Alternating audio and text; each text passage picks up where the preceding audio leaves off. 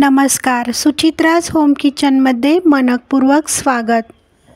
आज माझे मिस्टर म्हणाले काहीतरी असा चटपटीत असा नाश्ता बनव। मी बनवला ठेचा पाव।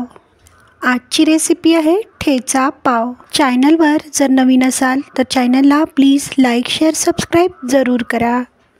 ठेचा पाव बनवण्यासाठी इथे आपण लसूण, जिरं, हिरवी मिरची, शेंगदाणे, कोथिंबीर घेतली आहे।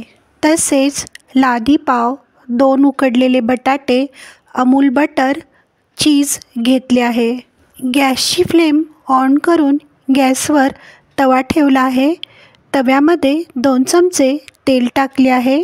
तेल गरम झाल्यावर बारीक चिरलेल्या हिरव्या मिरच्या टाकल्या आहेत। इथे मी कमी तिखट असणाऱ्या हिरव्या मिरच्या घेतल्या आहेत। जिरं टाकलं आहे, भरपूर असा लसूण टाकला आहे।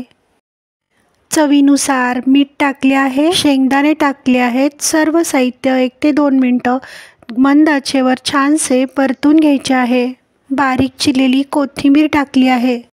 सर्व साहित्य परतून झाल्यावर एका प्लेटमध्ये गार करण्यासाठी ठेवले आहे। गार झाल्यावर एका मिक्सरच्या भांड्यामध्ये सर्व साहित्य टाकून मिरचीचा ठेचा छानसा वाटून घेतला आहे। गॅसची फ्लेम ऑन करून गॅसवर तवा ठेवला आहे। तव्यामध्ये 2 चमचे तेल टाकले आहे। 1 चमचा अमूल बटर टाकले आहे। 1 चमचा वाटून घेतलेला मिरचीचा ठेचा टाकला आहे। करून घेतलेला उकडलेला बटाटा टाकला आहे। सर्व साहित्य छानसे परतून घेतले आहे। सुरीच्या सहाय्याने लादी पाव मधून कट करून घेतला आहे। कट करून घेतलेल्या लादी पावमध्ये ठेच्याचे मिश्रण भरायचं आहे। आवडीप्रमाणे चीज क्यूब किसून घ्यायचे आहे।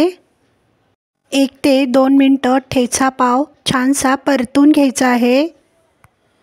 खाण्यासाठी तयार आहे गरमागरम ठेचा पाव। एकदा ही तुम्ही रेसिपी नक्की ट्राय करा। संध्याकाळच्या नाश्त्यामध्ये गरम गरम चहाबरोबर ठेचा पाव तुम्ही सर्व करू शकता।